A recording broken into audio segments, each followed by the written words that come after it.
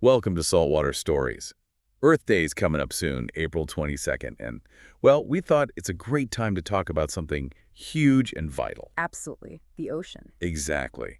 That massive blue part of our planet we see from space, Hmm. understanding it, what we call ocean literacy, it's super important for taking care of everything, really. It really is. That blue isn't just water, it's this incredibly complex system that, well, keeps Earth healthy. So today we're going to explore that connection, right? Hmm. Why knowing the ocean matters for Earth Day. That's the plan, how it all works and how we fit in. Okay, so maybe we should start with Earth Day itself. Where did that whole idea come from? Right. Well, it really kicked off back in 1970. People were starting to see, a lot more pollution. And they were worried. Yeah, seriously worried about the damage. We have rules now to protect air and water, but back then, not so much. Huh.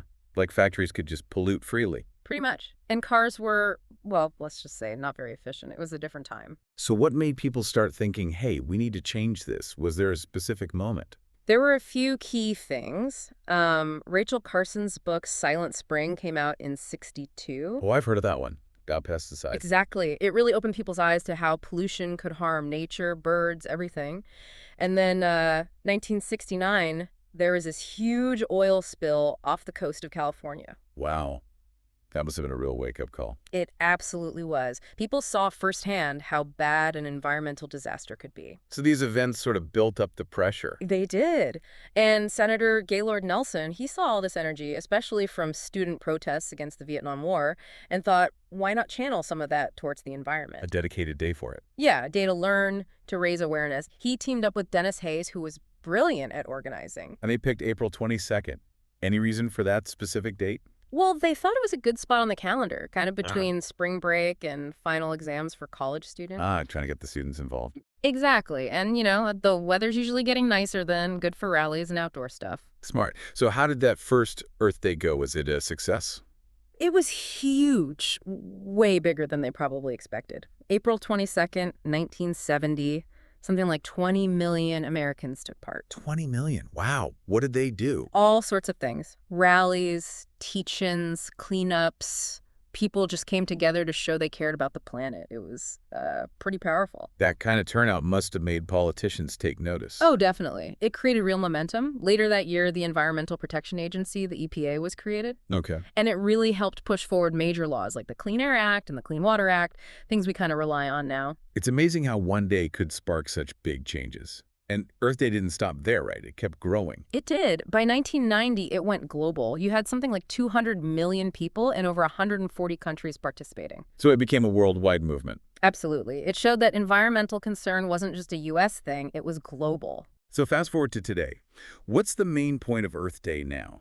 Well, the core idea is still awareness, making sure people understand the challenges like climate change, pollution, loss of biodiversity. But it's also really about action, Action like encouraging people to do things, planting trees, cleaning up local parks or beaches, recycling, learning about conservation, maybe even switching to cleaner energy, just taking steps. which leads us perfectly into our main topic, the ocean. Because, well, you can't really talk about taking care of the Earth without talking about the ocean, can you? You really can. It covers almost 3/4 of our planet, and that's where ocean literacy comes in. Right. Remind us what that means exactly. Ocean literacy is basically understanding two things: how the ocean affects you and how you affect the ocean. A two-way street. Exactly. The ocean does so much for us, often in ways we don't even realize. But our actions, our choices, they definitely impact the ocean's health. Could you give an example? Mhm. Something the ocean does for us daily. Sure. Think about the weather. The ocean is a massive driver of weather patterns. It absorbs huge amounts of heat, moves it around. So it stops temperatures from getting too extreme. Pretty much. Huh? And here's a big one: oxygen. You know those tiny little plants in the ocean, phytoplankton? Uh-huh. They produce at least half, maybe even more, of the oxygen we breathe. Half. Seriously. So, like every other breath I take comes from the ocean. Basically, yeah. It's incredible when you think about it. Okay, so being ocean literate isn't just knowing fish names. Not at all. It's understanding these big connections, these fundamental roles the ocean plays. It's being able to talk about why the ocean is important. And making choices based on that understanding. Precisely. Making responsible choices about how we interact with the ocean and use its resources. It feels like something that should be taught more, maybe in schools. Well, that's exactly why the concept was developed. Scientists and educators realized that a lot of people just weren't learning much about the ocean. Which makes it hard to care about protecting it, I guess. Exactly. If you don't understand something or how you're connected to it, why would you worry about it? So, ocean literacy aims to bridge that gap. Why is this so crucial for kids growing up right now? Because the health of the ocean is directly linked to the health of the whole planet. Understanding that connection helps young people grasp big issues like climate change or plastic pollution. And see how it relates to the ocean. Right. It empowers them to make better choices as they grow up. And maybe, it inspires some of them to become the next generation of marine scientists or conservationists. So an ocean-litter generation is better equipped to handle the future. Definitely. They'll understand the stakes and hopefully be more motivated to find solutions. Okay, so connecting this back to Earth Day, protecting the planet means protecting the ocean. They're inseparable. Totally inseparable. Ocean literacy gives us the why and the how behind protecting the ocean on Earth Day and every day. The ocean is like Earth's life support system. Life support. Uh-huh. Let's unpack that a bit. You mentioned climate control. Yeah, huge. The ocean absorbs an enormous amount of the sun's heat, and ocean currents acts like giant conveyor belts, moving that heat around the globe. So it helps keep things balanced. It does. Without it, land areas would have much, much wilder temperature swings. Think scorching days and freezing nights. Okay, that makes sense. And we talk oxygen? What else? Water. Hmm? The water cycle. Where does most rain originally come from? The ocean. Evaporation. You got it. The ocean is the main source of the water that evaporates, forms clouds, and eventually falls as rain, providing the fresh water we need. It really is all connected. Understanding that makes Earth Day actions seem even more important. It does, and it helps us see the impact of our other actions too, like burning fossil fuel. Right, that releases carbon dioxide, CO2. And the ocean absorbs a lot of that extra CO2 from the atmosphere, which might sound good at first, but There's a catch. yeah, it changes the ocean's chemistry, makes it more acidic. Ocean acidification. I've heard that term. Is that bad for sea life? It can be really bad, especially for things with shells or skeletons, like corals, oysters, clams, even tiny plankton at the base of the food web. It makes it harder for them to build those structures. And the ocean's getting warmer too, right? From absorbing heat. Yes, absorbing both heat and CO2. Warmer water also contributes to problems like coral bleaching and changes where fish can live. Plus, it can fuel stronger storms. And it's not just what we put in the air. What about pollution from land? That's a massive problem. Something like 80% of ocean pollution actually starts on land. 80%. How? Think about trash that gets littered, especially plastic. Rain washes it into storm drains, rivers carry it downstream, and eventually, much of it ends up in the ocean. Plastic seems to be the big one. It's a huge concern. It doesn't really biodegrade. It just breaks into smaller and smaller pieces, microplastics. Animals eat it, get tangled in it. It's everywhere. I heard something like a garbage truckload of plastic enters the ocean every minute. That statistic, or variations of it, really highlights the scale of the problem. It's staggering. So doing an Earth Day cleanup or just deciding not to use a plastic straw, that actually helps the ocean. It absolutely does. Being ocean literate means seeing that connection. Your local park cleanup is an ocean cleanup, in a way. It stops that trash before it gets there. Protecting the biggest ecosystem on Earth. Exactly. It's all part of protecting the whole planet, land, air, and water. To help us grasp just how amazing and, well, essential the ocean is, scientists came up with some key ideas, right? These principles. That's right. The 7 essential principles of ocean literacy. They kind of break down the most important things everyone should understand about the ocean. Okay, let's go through them. What's principle number 1? Principle 1 is the Earth has one big ocean with many features. One big ocean. Eh. But we have the Atlantic, Pacific, Indian. We give them different names, but Right. they're all connected. Water flows between them constantly through currents. Think of it like one giant interconnected body of water. So what happens in the Pacific could eventually affect the Atlantic. Potentially, yes. Currents move heat, nutrients, pollution. It shows how everything is linked on a global scale. Okay, one big ocean. What's principle 2? Principle 2. The ocean and life in the ocean shape the features of Earth. The ocean shapes the land. How? Well, Think about coastlines. Waves constantly crashing, sea levels rising and falling over long periods that carves out cliffs, creates beaches, builds sandbars. Ah, erosion and deposition. Exactly. And even rocks found far inland might have originally formed on the ocean floor millions of years ago. The ocean's influence extends way beyond the shore. Fascinating. Okay, principle 3. Principle 3. The ocean is a major influence on weather and climate. We touched on this absorbing heat, driving the water cycle. Right. The interaction between the ocean and the atmosphere is fundamental to Earth's climate system. It dictates rainfall patterns, temperature zones, storm tracks, everything. It's like the planet's the thermostat and sprinkler system combined. That's a good way to put it. Which leads nicely into Principle 4. Which is? Principle 4. The ocean made Earth habitable. Made it habitable. How so? Well, besides the climate regulation and the water cycle, remember the oxygen from phytoplankton. Life as we know it likely wouldn't exist without the ocean providing those fundamental conditions. Stable temperature, water, breathable air. Wow. Okay, principle 5 must be about the life in the ocean. You got it. Principle 5. The ocean supports a great diversity of life and ecosystems. We're talking everything from tiny microbes to giant whales. Everything. The sheer variety of life is astounding. And actually, most major groups of organisms on Earth are found only in the ocean. There's incredible biodiversity, much of which we haven't even discovered yet. Millions of undiscovered species, potentially. Could be, especially in the deep sea. Okay, so where do we humans fit in? Is that principle 6? Yep, Principle 6. The ocean and humans are inextricably interconnected. Inextricably. Meaning we can't separate ourselves from it. Exactly. We rely on it for food, jobs, transportation, medicine, recreation, the very air we breathe. The list goes on. But it also means our actions profoundly impact the ocean. That two-way street again. Always. Which brings us to the last one, Principle 7. Let me guess. Something about mystery. You're on the right track. Principle 7. The ocean is largely unexplored. Really? Even with satellites and submarines? Even with all our technology, we've explored less than 5% of the deep ocean floor in detail. Less than 5%. That's crazy. It could cover so much of the planet. It does. It means there are vast areas we know very little about. So many potential discoveries, new species, new ecosystems, maybe even new resources are still out there. That's actually kind of exciting. So much left to learn. These principles, they really paint a picture of a complex, vital, and still mysterious system. They do, and understanding how they all link together, how the ocean's influence on climate affects its biodiversity, and how our connection means we impact both. That's the core of ocean literacy. And that unexplored part, it offers huge opportunities, right, for future scientists. Absolutely. It's one of the last great frontiers for exploration on our own planet. Speaking of exploration and life, let's talk about some of those amazing ocean wonders. You mentioned biodiversity. The sheer scale is mind-boggling. We think there might be millions of species down there we haven't even identified.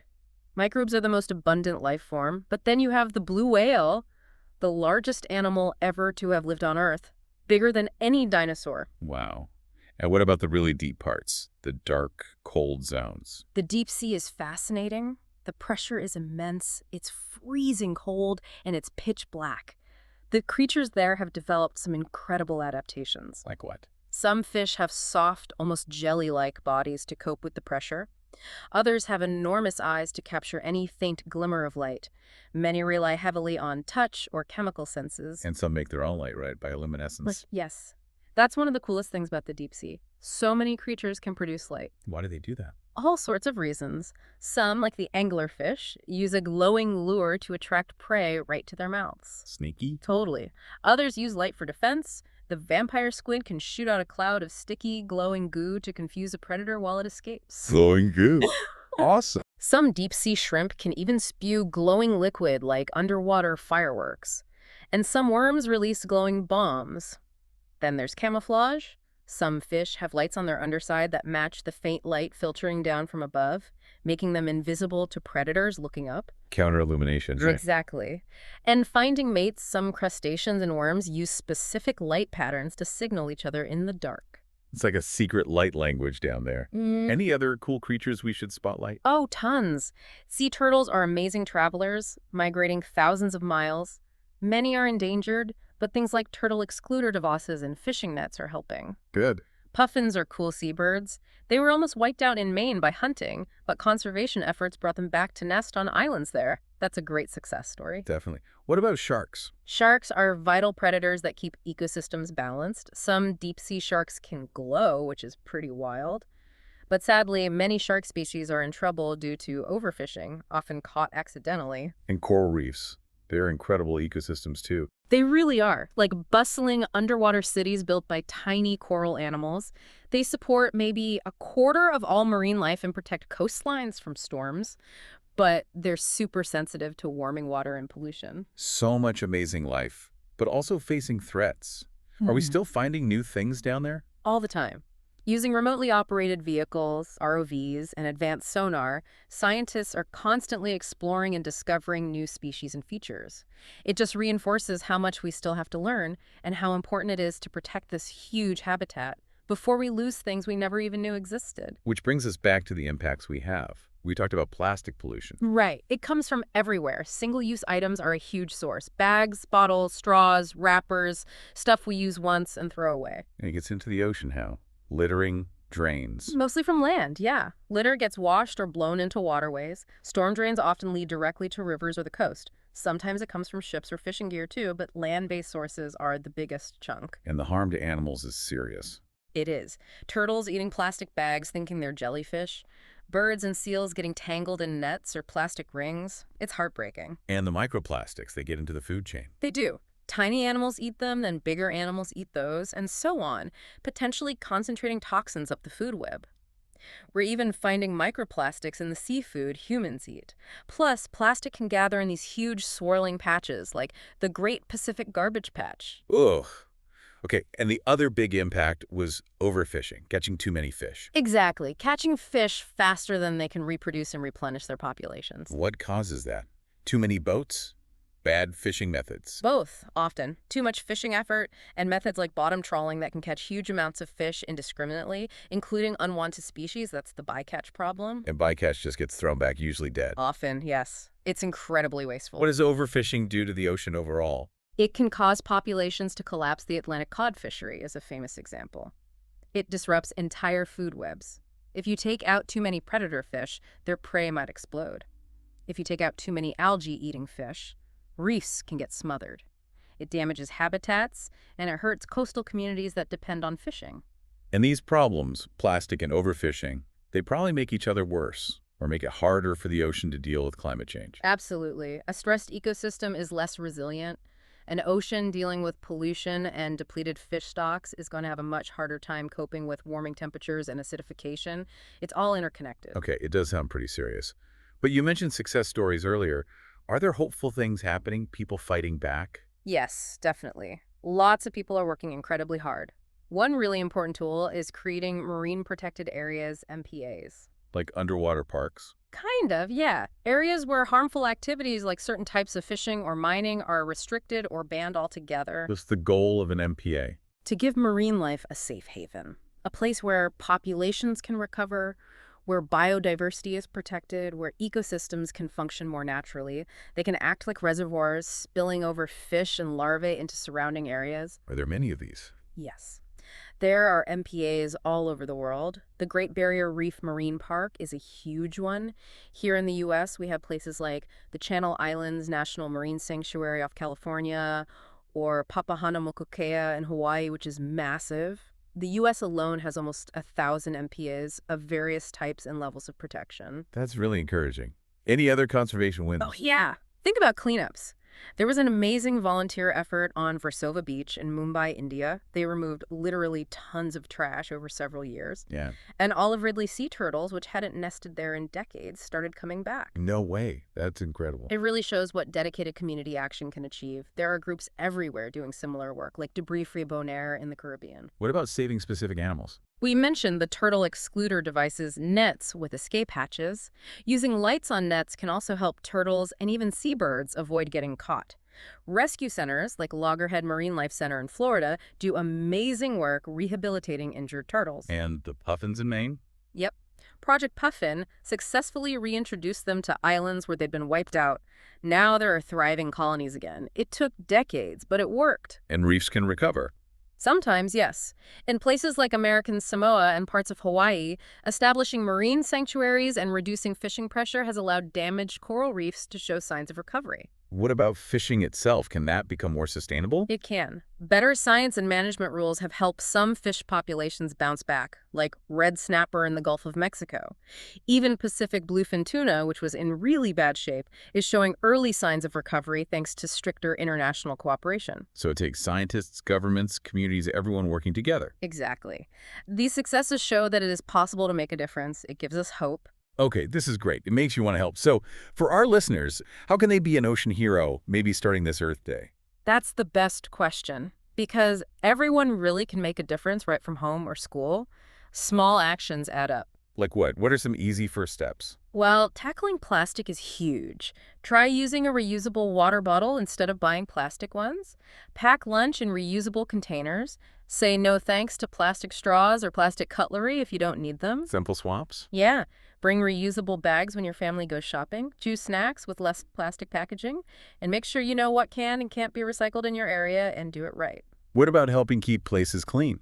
Join a local cleanup. Parks, streams, beaches, stopping trash there prevents it from reaching the ocean. And of course, never litter yourself. Good rules for anywhere. Anything else at home? Conserve water. Turn off the faucet while brushing your teeth. Maybe take slightly shorter showers.